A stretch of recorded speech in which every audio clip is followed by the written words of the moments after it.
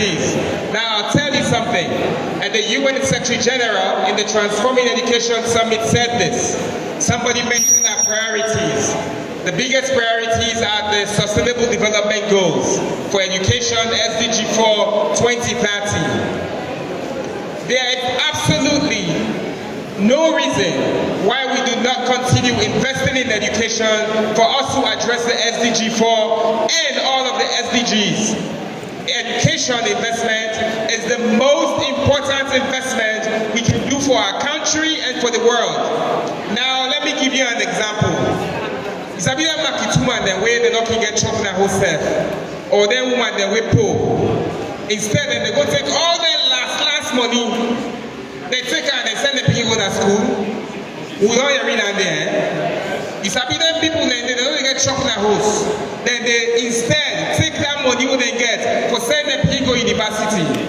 When we invest in education, for people like us in our countries where poverty is high, education that we pension, education that we investment in our future, and so it makes even more sense for a country where 52% is literate, adult literacy is low, that we continue to invest in education, which is why when politicians, and I will talk a little bit about that, try to make it seem like it's a wrong investment, let them go to the United Nations, let them go to the world.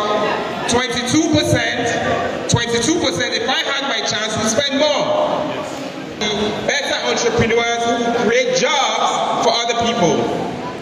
And on the efficiency and corruption, we have invested in systems. My team tells me we have 172 quality assurance officers, expanded from 13 when we came. Have built digitization, the annual school census that we do. Everything we do now is on technology and data. The annual school census records. So the way to build efficiency is to invest in how many assurances of I do with the SS2 now come on and take was SS3 public system. There are people who leave class 5 with a brother and sister than we are. It's people that when they go take MPSC, then they come out GSS2, they go take Now corruption, it's wasting government money. Because when they not pass, they get for the one again next year. Change Sierra Leone. You will change Sierra Leone when you tell your brother, say no, wait next year. When you turn rich, when you don't study more, you will take this exam here. I know say you get sense, but not when you take this exam. We have the SDGs, we have the National Development Plan, which you were referencing, and the National Development Plan is titled Education for Development. Now, the way in which we in the ministry make sure that we prioritize it is we have the Education Sector Plan. And that Education Sector Plan tells us what we need to do for financing. We work with our development partners to raise money. We have raised up to $200 million promised. So if we don't have that money, we can't. I know what it's for do.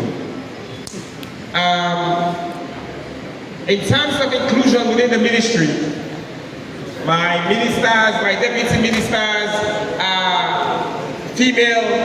In fact, everybody in my leadership team is female. The people that came with from the ministry now are all females, most apart from that one guy. But my point is, the political leadership, my chief education officer, the deputy chief education officer, the acting permanent secretary, the senior assistant secretary, the head of school, all man and woman there. And this is an intentional thing that we do for inclusion. And we also have young people, my delivery team, you see them, they're all young. Man teacher, woman teacher, you never touch speaking. There is zero tolerance for sexual and gender-based violence. We do not say sexual and gender-based violence perpetrated by men. That's what we say. There is zero tolerance. And it is important that we don't joke and trivialize about that, because people's lives depend on it. Whether a man or whether a woman or that picking day, not for touch am.